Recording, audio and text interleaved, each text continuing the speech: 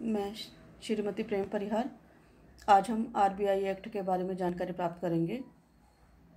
किसी भी देश की मौद्रिक व्यवस्था को सुदृढ़ और सुचारू रूप से चलाने के लिए केंद्रीय बैंक की आवश्यकता होती है। केंद्रीय बैंक के अभाव में मुद्रा का नियमन और नियंत्रण करना एक कठिन कार्य हो जाता है।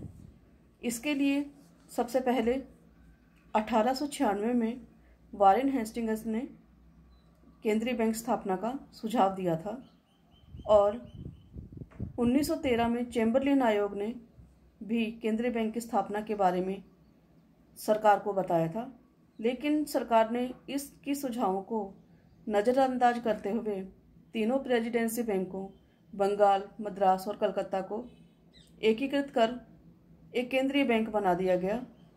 वह केंद्रीय बैंक 1920 में स्थापित हुआ। इसमें इंपीरियल बैंक के नाम से जाना जाता था। इसी को ही केंद्रीय बैंक के कार्य का दायित्व सौंप दिया गया था, परंतु यह पूरे देश के लिए कार्य करने में अपने आप को असमर्थ महसूस कर रहा था। 1926 में पुनः हिल्टन यंग आयोग ने केंद्रीय बैंक की स्थापना और उसकी आवश्यकता पर जोर दिया, लेकिन इसके बार बार प्रयास करने पर, बार बार सुझाव देने पर 1928 में भारतीय विधायिका सभा में रिजर्व बैंक ऑफ इंडिया की स्थापना के लिए एक बिल प्रस्तुत किया गया, किंतु यह बैंक सरकारी हो अथवा हिस्सेदारी वाला बैंक हो अथवा निजी बैंक हो के विवाद में ही फंस के रह गया और यह बिल पास न हो सका।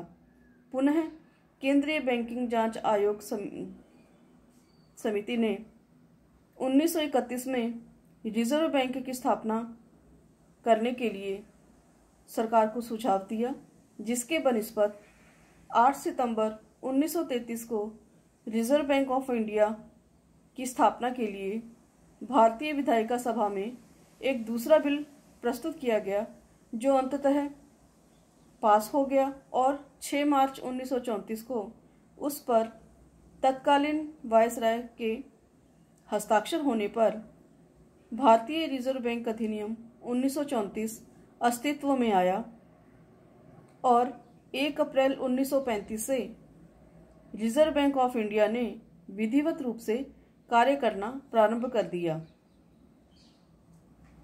यह अधिनियम 2 चरणों में लागू किया गया।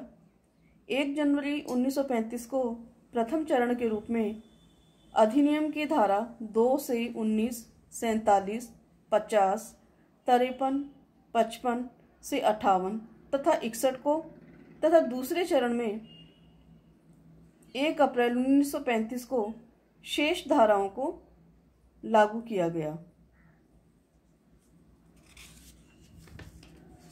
भारतीय रिजर्व बैंक की स्थापना के उद्देश्य भारतीय रिजर्व बैंक की स्थापना देश हित में मुद्रा तथा साख व्यवस्था पर नियंत्रण स्थापित करने के लिए की गई। रुपये के आंतरिक एवं बाह्य मूल्य में स्थायित्व रखना और सार्वजनिक ऋणों की व्यवस्था करना इसका अन्य कार्य रहा। अंतर्राष्ट्रीय मौद्रिक सहयोग स्थापित करने हेतु इस बैंक की आवश्यकता पर जोर दिया गया। सुसंगठित तथा सुव्यवस्थित मुद्रा बाजार का विकास करना, मौद्रिक स्थायित्व स्थापित करना और भारतीय बैंकिंग की व्यवस्था का विकास करना, विस्तार करना तथा देश में प्रचलित नोट निर्गमन की व्यवस्था को उचित रूप से संचालित करना इसके प्रमुख उद्देश्यों में से रहा। इस प्रकार आरबीआई एक्ट में रिजर्व बैंक की स्थापना के उद्देश्यों को ध्यान में रखते हुए इसके कार्यों को संचालित किया गया।